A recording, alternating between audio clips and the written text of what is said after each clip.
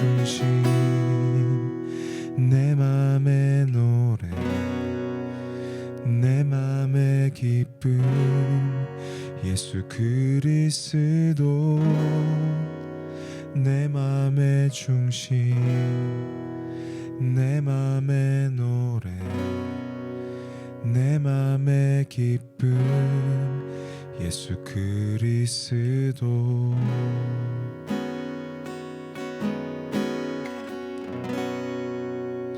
우리 함께 사도신경으로 신앙 고백 드리겠습니다. 전능하사 천지를 만드신 하나님 아버지를 내가 믿사오며 그 외아들 우리 주 예수 그리스도를 믿사오니 이는 성령으로 잉태하사 동정녀 마리아에게 나시고 본디오 빌라도에게 고난을 받으사 십자가에 못 박혀 죽으시고 장사한 지 사흘 만에 죽은 자 가운데서 다시 살아나시며 하늘에 오르사 전능하신 하나님 우편에 앉아 계시다가 저리로서 산자와 죽은 자를 심판하러 오시리라. 성령을 믿사오며 거룩한 공회와 성도가 서로 교통하는 것과 죄를 사하여 주시는 것과 몸이 다시 사는 것과 영원히 사는 것을 믿사옵나이다. 아멘.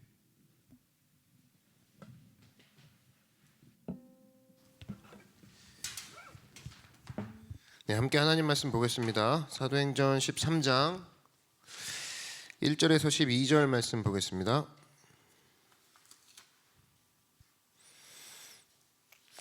사도행전 13장 1절에서 12절 말씀 제가 봉독하겠습니다. 안디옥 교회에 선지자들과 교사들이 있으니 곧 바나바와 니게르라 하는 시몬과 구레네 사람 루기오와 분봉한 헤롯의 젖동생 마나엔과 및 사울이라.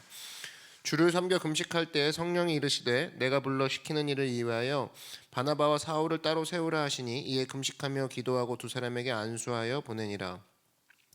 두 사람이 성령의 보내심을 받아 실루기아에 내려가 거기서 배 타고 구브로에 가서 살라미에 이르러 하나님의 말씀을 유대인의 여러 회당에서 전할세 요한을 수행원으로 두었더라. 온 섬 가운데로 지나서 바보에 이르러 바예수라 하는 유대인 거짓 선지자인 마술사를 만나니 그가 총독 서기오 바울과 함께 있으니 서기오 바울은 지혜 있는 사람이라 바나바와 사울을 불러 하나님의 말씀을 듣고자 하더라. 이 마술사 엘루마는 이 이름을 번역하면 마술사라. 그들을 대적하여 총독으로 믿지 못하게 힘쓰니 바울이라고 하는 사울이 성령이 충만하여 그를 주목하고 이르되 모든 거짓과 악행이 가득한 자요 마귀의 자식이요 모든 의의 원수여 주의 바른 길을 굽게 하기를 그치지 아니하겠느냐. 보라 이제 주의 손이 내 위에 있으니 내가 맹인이 되어 얼마 동안 해를 보지 못하리라 하니 즉시 안개와 어둠이 그를 덮어 인도할 사람을 두루 구하는지라. 이에 총독이 그렇게 된 것을 보고 믿으며 주의 가르치심을 놀랍게 여기니라. 아멘. 네, 오늘은 삶이 복잡해진다고 생각될 때라는 제목으로 하나님 말씀 증거하도록 하겠습니다. 우리가 보통 생각할 때 남 때문에 저 사람 때문에 환경 때문에 이렇게 때문에라고 요인을 외부에서 찾는 경우가 굉장히 많습니다. 그런데 이 사람의 행동, 특별히 사람의 이 생각에 가장 큰 영향을 끼치는 것은 사실은 누구냐? 바로 내가 생각하는 나는 누구인가?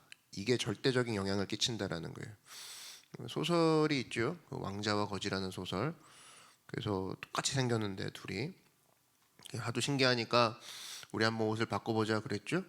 그래서 왕자는 거지가 되고 거지는 왕자가 되었습니다. 그래서 그리고 난 다음에 서로 떨어졌죠. 그리고 다시 원위치로 돌아갈 수 있는 기회가 없어졌는데 그때 벌어지는 에피소드를 그려놓은 게 왕자와 거지라는 그 소설이었습니다. 그래서 그 이야기를 읽으면서 느낀 게 뭐냐면 이게 왕자한테 거지 옷을 입혀놔도 사실은 이 거지가 되지 않더라는 거예요. 계속 왕자처럼 생각하니까. 뭐 드라마에서도 그런 거 많이 보죠. 또 거지인데 왕자 옷을 입혀놨다고 해서 왕자가 되지 않더라는 거예요. 항상 거지같이 생각하니까. 요게 메시지입니다. 옷 가지고 되는 게 아니라는 거예요. 그 마음속에 내가 누구인가 그것이 사실 그 사람 행동을 결정하는 거지. 뭐 이거 입혀놨으니까 너 이렇게 행동해. 그거 얼마 못 가더라는 겁니다. 그래서 우리가 보통 살면서 다른 사람을 막 매도하고 비난할 때가 있어요. 근데 그렇다 할지라도 내가 누구인가, 내가 스스로를 그렇게 규정 안 하면 그렇게 행동 안 해요. 남이 뭐라고 한다고 해서 내가 그렇게 변했어 아니라는 겁니다. 내가 굳건하게 나는 누구인가가 분명하면 안 변한다라는 겁니다. 너는 무능해 그럴 때 마음속으로 내가 왜 무능한 사람이야 이게 딱 버티고 있으면 그때부터는 오히려 이것을 통해서 유익이 되는 거거든요. 근데 너는 무능해 할 때 맞아 난 무능해 받아들일 때부터가 문제라는 겁니다. 다른 사람은 굉장히 많은 숫자죠. 자기는 한 명이고 다른 사람이 얘기할 때마다 맞아 난 그런 것 같아 이런 식으로 하니까 되게 순해 보이는데 나중에 암으로 죽죠. 스트레스 받아서.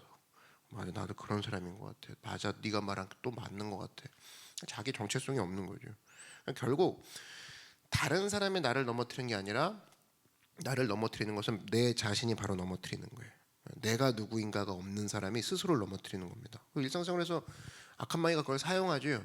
나쁜 것 갖고 사용합니다. 너는 하나님의 자녀가 아니야. 무슨 하나님의 자녀야? 아니라고 자주 우겨대지만 너 오늘도 죄를 지었잖아. 뭐 이런 식으로 정죄하고 매도될 때. 근데 문제는 뭐냐면 악한 마귀가 물러가라라고 해야 되는데 그걸 받아들이는 우리가 문제입니다. 맞아 그런 것 같아. 자녀 아니지? 확실히 아닌 것 같지? 거기서 이상한 겸손 코드 발동하고 이상한 그 마귀의 기분은 나쁘게 하면 안 돼. 마귀가 기분 나빠할 것 같아. 배려의 코드가 발동해서 거기서 받아들이지 않아야 될 부분을 막 받아들입니다. 일상생활에서도 뭐 자매들 그러죠. 뭐 나는 뚱뚱해요. 아니, 정신 나갔습니까? 자기가 왜 뚱뚱하다고 스스로를 규정해요. 나는 그냥 그 뚱뚱하지 않아 이걸부터 시작을 해야 되는데 나는 뚱뚱해부터 규정하니까 그 말에 책임지려고 계속 먹게 되는 거죠. 오늘도 뚱뚱해 보여야 돼. 생각해 보십시오. 임산부들 아기 낳으면은 뭐한 15에서 20kg 정도 살이 더 찌죠. 근데 이게 다 돌아갑니다. 왜냐하면 원래대로 그 머릿속에 이게 내 몸무게야. 이게 원래 내 몸매야. 이렇게 생각하는 여자가 누가 있습니까? 이건 나의 처녀 때 몸무게가 아니야. 애기 낳고 돌아갈 거야. 그러니까 금방금방 돌아오죠. 자기 자신을 뭐로 규정하냐에 따라 돌아오는 것이 정해지더라는 겁니다. 나는 원래 이렇지 않아. 나는 원래 이래. 거기에 맞게 돌아온다니까요. 그래서 우리가 생각할 때도 그 마귀도 항상 우리에게 정죄를 해줍니다. 너는 안 돼. 그래 안 되지? 하고 돌아가고 우리도 글로 돌아가고 너는 참된 그리스도인이 아니야 라고 하면 맞아 참된 그리스도인이 아니라고 평소에 생각했어 나도 글로 돌아가자. 자기도 거기다 동의한다 그러면은 웃기게 되는 거죠.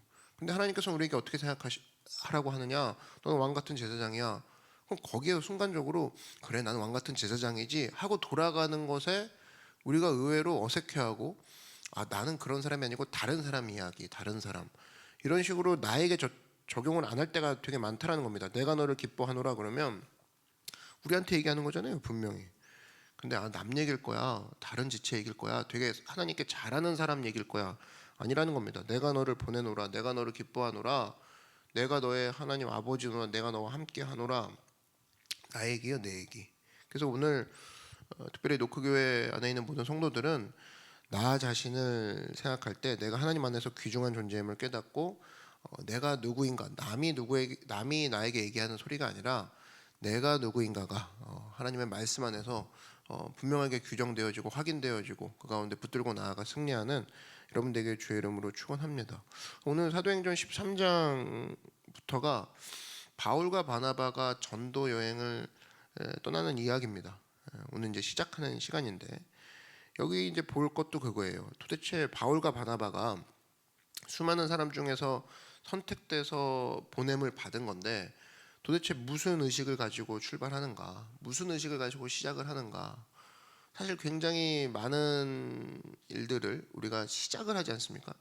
여러분 시작하는 사람이 있다 그러면 나도 시작할 때 이런 마인드를 가져야겠다. 여기서 우리가 배우는 시간 되기를 바랍니다. 이 바울과 바나바는 어떤 마인드를 갖고 시작했냐면 하나님께서 나를 보내셨다라는 마인드를 가지고 시작을 했습니다. 오늘 이 13장 보시면은 보낸다라는 내용이 굉장히 많이 나오죠.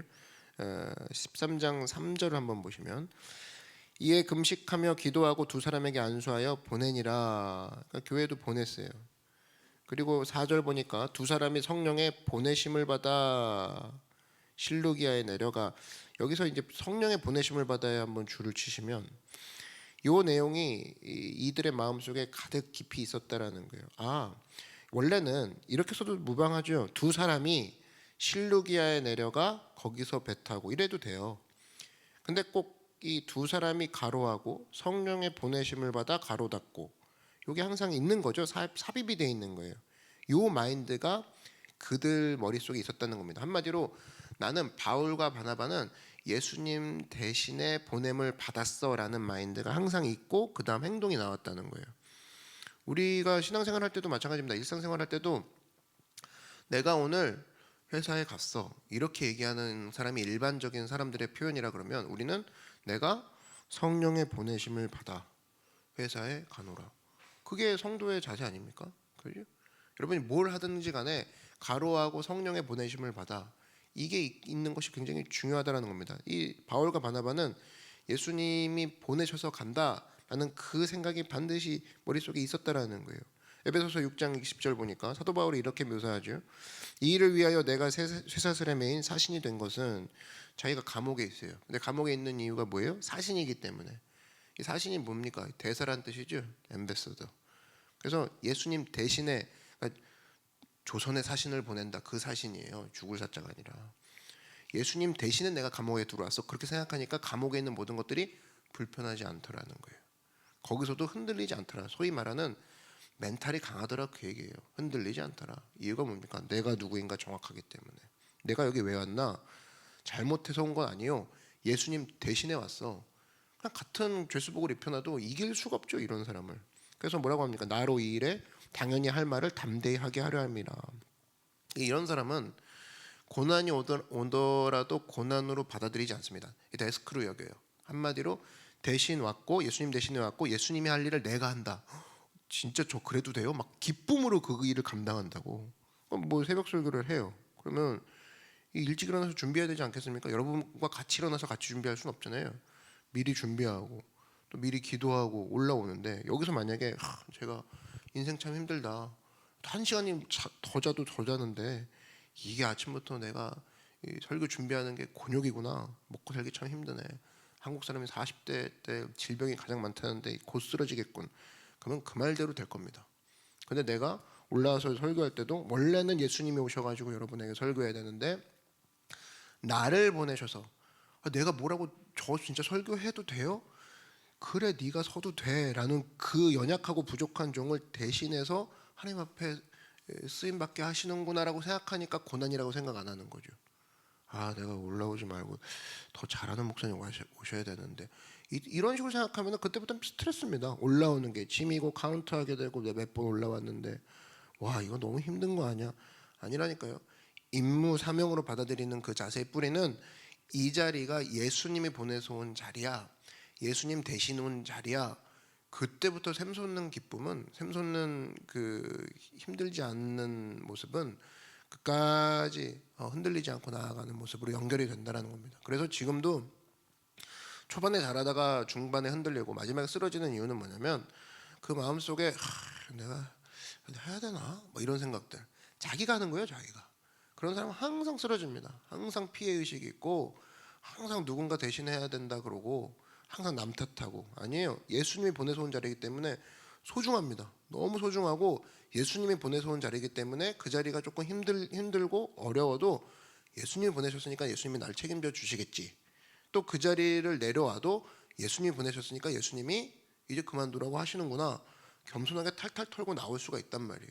그러니까 연연해하지 않고 열심히 충성 다하는 이유가 굉장히 이중적이지 않습니까? 연연해하지 않는데 충성을 다해. 그게 가능한 이유가 예수님이 보내셨다라는 마인드 때문에 가능하다라는 거예요. 진짜 여러분 참된 열매를 맺는 사람들 한번 보십시오. 특별히 그 자리에 막 매달려 있지 않으면서 누리죠. 누리면서 한마디로 그곳에서 충성까지 다하는. 그게 뭐냐면은 예수님이 나를 이곳에 보내셨어. 대신 보내셨어라는 그 의식이 있기 때문입니다. 그러니까 세상 사람들은 설명이 안 되는 거예요, 이게. 그러니까 성공초세술 강좌 같은 걸 들어봐도 어디까지는 설명이 돼요. 너무 난 좀 신기한 게 이게 뭐 이렇게 그 성공학 강사들 얘기 들어보면 너무 웃긴 거 알아요? 그 사람들 얘기 들어보면 성경 있는 얘기랑 비슷해요. 비슷해. 강점을 활용하라 막 이런 거 있죠. 그래서 작은 것을 소홀히 여기지 마라 막 이런 거. 근데 실제적으로 얘기를 듣고 이거 성경에 나오는 얘긴데요. 얘기하면 진짜요? 저 교회 안 다니는데 진짜 강사들이 놀래요. 그 목사님들이 이렇게 이거 성경에 나오는 얘기가 비슷하네요. 그러면 깜짝깜짝 놀란다고. 그냥 보세요. 세상은 그 자기계발서나 처세술 나와 있는 걔들 그거 보고도 막 흥분하고 읽고 흥분하고 수업 받죠. 근데 흉내는 내는 거잖아. 흉내만 내도 어느 정도 효과가 있다 그 소리예요. 근데 우리는 진짜를 다루는 사람이잖아요. 이 원본, 그지? 그렇기 때문에 하나님께서 내 삶 가운데 보내심을 주셨어. 이거는 세상 사람들이 거기까지는 설명을 못 하거든요. 뭐 소명을 갖고 뛰라, 사명 갖고 뛰라. 근데 소명, 사명 자체가 누가 나에게 준 명령이 있다는 건데 누가 주었나를 설명을 못 해요. 세상 사람들의 마지막 단계에서는. 근데 우리는 설명할 수 있잖아. 나에게 보내주신 분이 하나님이시다. 그래서 사도 바울과 바나바가 지치지 않는 이유는 나는 파송받았다라는 마음, 그 의식이 분명했기 때문에. 지금도 내가 계속 지치고 내가 계속 그렇게 내가 버틴다라는 느낌이 있다 그러면 이 사도 바울, 바나바가 가졌던 보내심 받았다는 의식, 이것을 가장 먼저 점검하고 보내신 분이 예수님이고 보내신 분이 하나님이구나. 이것을 또 가장 먼저 구약에서 보여줬던 사람이 누구예요? 요셉이죠. 요셉 애굽에 가서 보디발의 집에서부터 어려움이 있었습니다. 우리 같으면 상처 하나, 상처 둘, 일기에 꼼꼼히 적어가지고 나중에 복수하리라.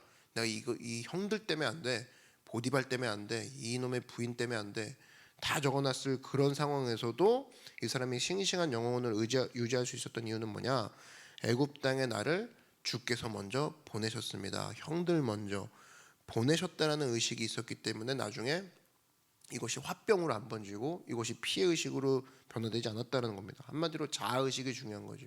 그 주님이 나를 보내셨다, 이 의식을 가지고 서 있는 여러분 되길 주의 이름으로 축원합니다. 그렇다면 이겁니다. 이 사도의식, 보내심을 받은 사람이라는 의식을 가진 사람의 특징, 오늘 본문 내용을 보면 두 가지로 정리할 수 있는데, 첫 번째는 선명한 목적이 있고 두 번째는 영적인 파워가 있었어요. 오늘 4절과 5절과 6절 한번 보시면, 두 사람이 성령의 보내심을 받아 실루기아에 내려가 거기서 배 타고 구브로에 가서 살라미에 이르러 하나님의 말씀을 유대인의 여러 회당에서 전할세 요한을 수행원으로 두었더라. 온 섬 가운데로 지나서 바보에 이르러 그랬어요. 여기 보면 이제 구브로 섬에 갔죠. 여러분 이제 사도행전 볼 때 지도를 좀 참고하는 게 재미있습니다. 가장 동쪽에 있는 항구가 살람이고 가장 서쪽에 있는 항구가 바보예요. 그러니까 가장 동쪽에 있는 강원도 쪽이 살람이고 서쪽 이 인천 쪽 그쪽이 바보죠. 근데 바보인데 이름이 바보 같죠? 근데 영어로 하면 파푸스예요. 그래서 살람에서 바보까지. 그러니까 이 거리는 거의 뭐 서울에서 한 부산 정도 되는 거리인데 수백 킬로예요, 수백 킬로. 근데 이 수백 킬로의 거리를 오늘 묘사한 걸 보면은 일사천리로 가죠. 중간에 어떠한 흔들림 없이 직진으로 갑니다. 왜 그러느냐? 분명한 목적이 있기 때문에. 대사라고 그랬죠. 보내심 받았잖아요. 부산까지 갔다 오십시오. 그러면 여행이 아니에요. 보내심 받은 사람이기 때문에 일사천리로 갔다 옵니다. 그 내용이 있는 거예요. 그래서 이 구브로 이렇게 되어 있는데 지금 우리가 뭐 이렇게 보면은 키프로스죠. 키프로스 공화국이라고 되어 있는데 이게 구브로거든요. 근데 여기가 왜 충분히 이 흔들릴 수 있는 곳이다라고 얘기할 수 있냐면 여기가 바로 바나바 고향입니다. 한마디로 여러분이 어떤 사명을 받았는데 여러분 고향까지 갔다 오세요. 그러면은 가면서 가는 김에 이렇게 늦었어. 간 김에 친척들 좀 만나고 왔습니다. 이틀 만에 갔다 오기로 했는데 네, 일주일만 주시면 안 될까요? 간 김에 좀 친구도 보고 오겠습니다. 간 김에 요거 되게 많이 쓰는데 이 특별히 바나바 같은 경우는 바보를 향해서 자기 고향임에도 불구하고 직진 인생으로 갔다 옵니다. 절대 시간 낭비를 하지 않죠. 그래서 특별히 왜 그랬냐라고 했을 때 바보에 누가 있었냐?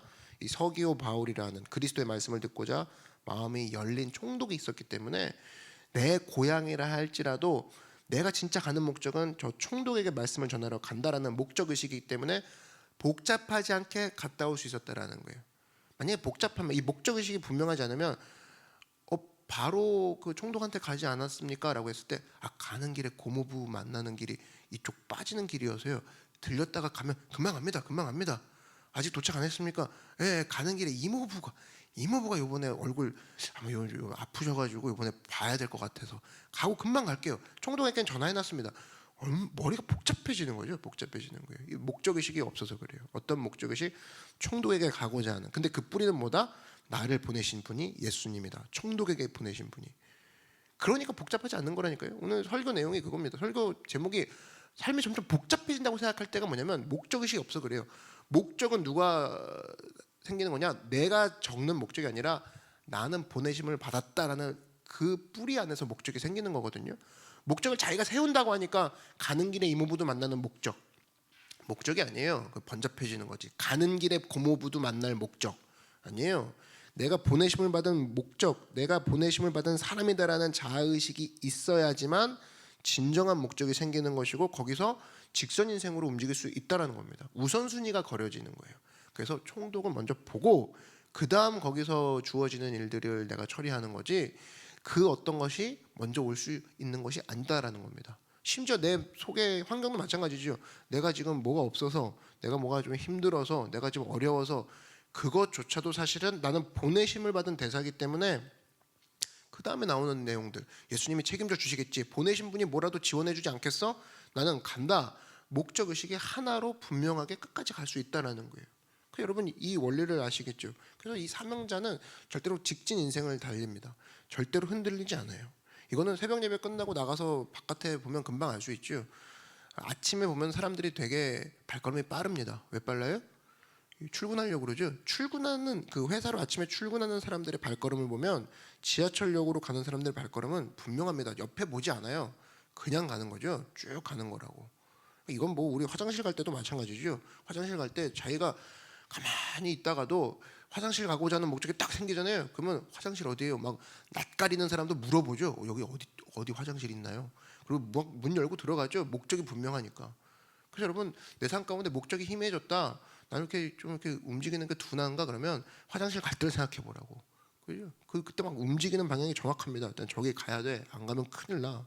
그래서 오늘 6절과 7절을 보시면 사명자의 발걸음이 어디에 도달하느냐?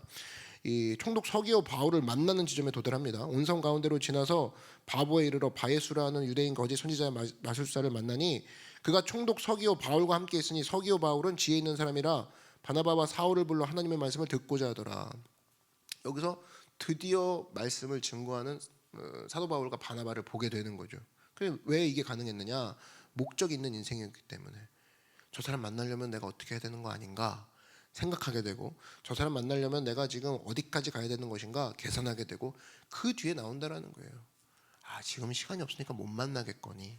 아 저 사람을 만나면 내가 지금 힘들겠거니. 이런 식으로 앞뒤 사정을 가릴 때부터가 복잡해진다라는 겁니다. 목적이 있는 인생 복잡해지지 않는다는 거예요. 그래서 여러분 가운데 목적이 있습니까? 오늘 이 아침에 체크해 보기 바랍니다. 머리가 복잡하다고요? 복잡한 거 단순하게 털어내는 게 목적이 아니라 내 삶 가운데 진짜 목적이 있는가? 더 질문을 바꾸면 나는 보내심을 받은 사람이라는 그런 의식이 있는가? 그게 없으면 그게 무너지면 목적도 상실되고요.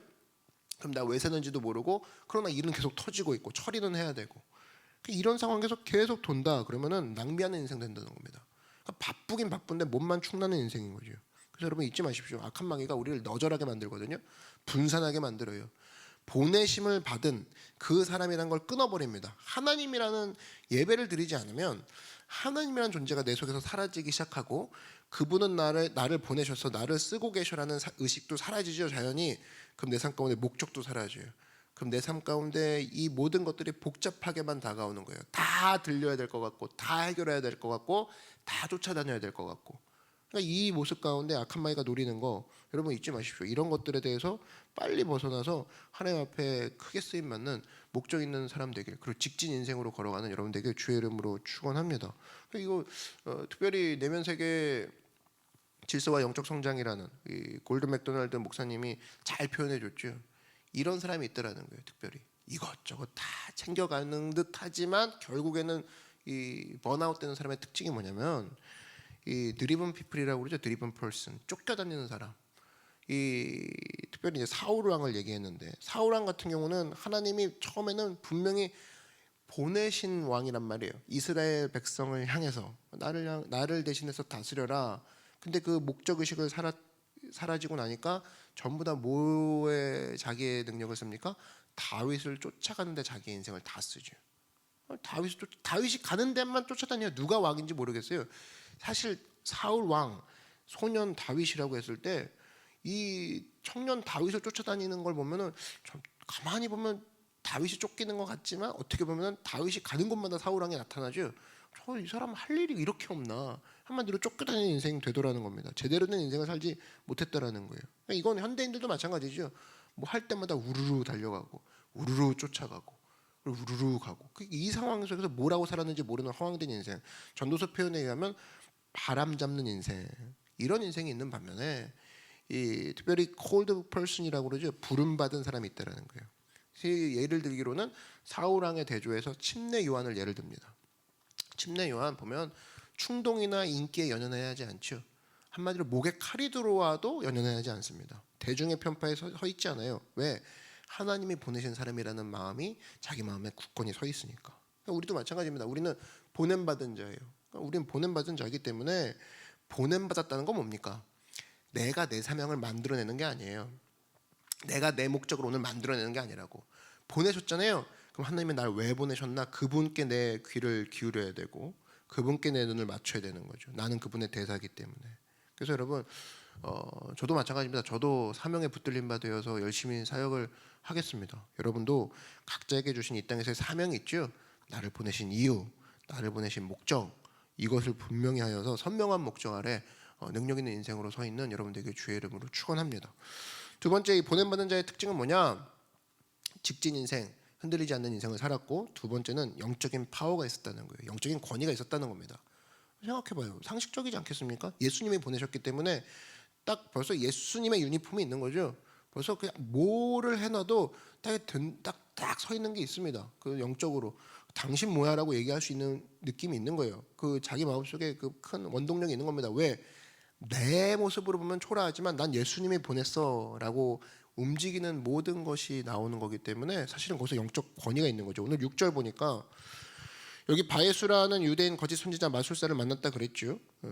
여기 보니까 그가 총독 서기오 바울과 함께 있으니 이 마술사 엘루마는 이름을 번역하면 마술사라. 그들을 대적하여 총독으로 믿지 못하게 힘쓰니 바울이라고 하는 사울이 성령에 충만하여 그를 주목하고 이르되, 바울이 딱 본 거예요. 이놈 뭐야 이거, 그죠? 여기서 또 영적인 권위가 나옵니다. 모든 거짓과 악행이 가득한 자요, 마귀의 자식이요, 모든 이의 원수요, 주의 바른 길을 굽게 하기를 그치지 아니하겠느냐? 보라, 이제 주의 손이 내 위에 있으니 네가 맹인이 되어 얼마 동안 해를 보지 못하리라 하니 즉시 안개와 어둠이 그를 덮어 인도할 사람을 두루 구하는지라. 이 박수무당, 이 엘루마가 있었는데 이름이 뭐예요? 바예수예요. 바예수. 이 히브리어로 바라는 거는 아들이란 뜻입니다. 그러니까 바예수는 뭐예요? 예수의 아들이죠. 예수의 아들. 이 박수무당인데 이름이 예수의 아들이야. 기분 나쁘죠. 그러니까 앞에 바가 붙으면 아들이란 뜻이거든요. 바돌로메, 돌로메의 아들, 바디메오, 디메오의 아들. 앞에 바가 붙으면 그래요. 근데 이 바예수가 이름도 기분 나쁜데 하는 짓도 기분 나쁘죠. 서기오 바울, 그 사람한테 말씀 전하러 왔는데 그 사람이 말씀 듣는 것을 방해하고 있었죠. 그랬더니 바울이 초면에 내가 너무 하는 거 아닌가 이렇게 머뭇거리지 않고 박수무당에게 뭐라고 합니까? 이 마귀의 자식이요, 모든 이의 원수요, 주의 바른 길을 굽게 하기를 그치지 아니하겠느냐. 영적으로 권위 있게 얘기합니다. 여러분, 이게 이 승리를 거두는 원동력이 되는 건데, 우리가 이 땅 살면서 하나님이 나를 보내셨다라는 그 마음이 있을 때 비로소 이런 영적인 파워가 나간다는 거예요. 영적인 권세가 나간다는 거예요. 근데 이게 보통 어디에 막히냐면 제 성격에, 초면에, 사회적 전통, 그다음에 상황에. 그래서 충분히 내가 얘기할 수 있는 권위가 있음에도 불구하고 이거를 지혜롭게 사용 못하는 경우가 굉장히 많습니다. 악한 마귀가 장난치고 있을 때 여러분 권위 있게 외치시기 바랍니다. 권위 있게 외치라가 함부로 대하라 그 소리가 아니에요. 나는 예수님이 보내신 자요, 예수님의 대사이므로 이 부분에서 너희가 넘어올 수 없다. 이 부분에서 하나님의 도 안에서, 하나님의 말씀 안에서 확실하게 해주는, 교통정리를 해주는 역할이 나에게 있다. 이게 바로 영적인 권세거든요. 이런 영적인 권세가 없다 그러면은 계속 그곳이 복잡해진 상태로 넘어가게 된다는 거예요. 여러분, 저도 마찬가지입니다. 복음 증거하면서 많이 생각하는 게 뭐냐, 이 책도 많이 읽고 테크닉도 있어요. 그 경험도 있고 그것만 갖고 되는 게 아니라는 겁니다. 한마디로 영적인 권세, 주님이 나에게 보내신 것이라는 의식을 가지고 나아갈 때 예수님도 그러셨죠. 마가복음 1장 22절에 보니까 회당에 가서 가르칠 때 사람들이 뭘 느꼈어요? 아, 그가 가르치는 것이 권위 있는 자와 같고 권세를 느꼈다는 겁니다. 그러니까 목소리 커서가 아니라 행동이 커서가 아니라 권세를 가지고 나아갈 때 그때 사람들이 느낌이 권위가 있구나. 근데 그 권위가 뭐예요? 어떤 꼰대 이런 의식이 아니라 하나님의 말씀 위에 서서 하나님의 말씀을 바르게 적용하는 사람, 이게 영적인 권위라는 겁니다. 성도에겐 이런 힘이 있어야 된다는 거예요. 이런 마귀를 멸할 수 있는 힘이 여러분에게 임하기를 주의 이름으로 축원합니다. 영적인 권세 제대로 사용하십시오. 경찰관과 똑같거든요. 사거리에 서가지고 우리 경찰관이 그 남자분들 운전하면 막 그 제대로 막 그 교통정리 못하는 사람들 보면 막 욕하죠. 뭐 하는 거야 경찰이? 그 제대로 교통정리 좀 해주지. 근데 그 교통정리 딱딱 하는 그 경찰관 입장에서 보면 이 차한테 뭐라고 얘기하는 게 미안할 것 같고 여기까지 왔는데 지금 얘기하면 상처받을 것 같고 그딴 거 안 봅니다. 여기 지금 똑바로 정리해야 되거든요. 자기는 경찰관이라는 보내심을 받았기 때문에. 그러면 함부로 얘기하진 않아도 정확히 얘기해 주죠. 이 차 일로 빠지십시오. 절로 빠지십시오. 멈추십시오. 정확히 의사표현을 해줍니다. 그래서 여러분 의사표현을 통해서 영적인 권세 이를 전달하고 내가 갖고 있는 그 포지션을 통해서 영적인 권세를 전달하는 거 우리에게 주신 맡겨진 소명이라는 거예요. 그래서 이 권세라는 뜻이 사실은 엑수시아라는 헬라어인데 에크와 우시아가 합쳐진 단어입니다. 에크는 몸으로부터 from이고 우시아는 본질이에요. 본질. 본질로부터 나오는 힘을 가지고 나가는 자를 영적 권세라고 하는 거예요. 본질이 누구예요? 하나님이시죠. 그 모세가 하나님을 대면했을 때 힘이 넘쳤잖아요. 우리도 마찬가지예요. 하나님을 대면하는 오늘 이 아침을 통해서 여러분의 영적인 권세가 새롭게 일어나고 내가 교통경찰관과 같구나. 내가 허름하게 입고 있고 내가 키가 조그마고 내가 보기엔 못생겨 보여도 나는 교통경찰과 같은 영적인 장관과 같은 모습이 있구나. 하나님 앞에 그런 권세를 사용해서 여러분의 상황들을 모두 다 주님 앞에 주님의 뜻에 맞게 인도해 나아가는 또 그 가운데 청지기의 삶을 잘 감당하는 여러분 되기를 주의 이름으로 축원합니다. 말씀을 정리합니다. 악한 마귀는 우리를 넘어뜨리기 위해서 자아의식을 계속해서 네가 할 수 있는 게 뭐냐? 우리는 또 동의까지 합니다. 그렇지 마귀야. 내가 그동안 너무 너한테 또 홀대했지. 아니라는 거예요. 너는 아무것도 아니다라고 할 때 내가 왜 아무것도 아냐? 여러분의 말씀 가운데 서 있는 자의식으로 오히려 그것 가운데 승리하고 일어나서 속지 않고 인정하지 않고 오직 그리스도께만 속해 있는 여러분 되기를 주의 이름으로 축원하고 또 여러분 무엇보다도 영적인 권세를 가지고 좌로나우나 치우치지 않고 하나님이 주시는 영적인 권세를 가지고 권세 있게 일할 수 있는 일을 하더라도 권세 있게 일하십시오. 일을 하더라도 파워 있게 일하십시오. 이것을 통해서 하나님의 권능의 종으로 사명 감당하는 여러분 되기를 주의 이름으로 축원합니다. 이 시간 기도하겠습니다. 하나님, 내가 마귀의 속삭임에 속지 않겠습니다. 내가 스스로 인정하는 패배의 모습이 아니라 하나님이 말씀하시는 자녀의 모습, 하나님이 말씀하시는 승리의 모양을 날마다 붙잡고 나아가는 선명한 목적 갖고 있는 사람 되게 하여 주시고 영적인 권세를 가지고 주의 일을 감당하는 우리가 될 수 있도록 주의 이름 한 번 부르고 다 같이 간구하겠습니다. 주여.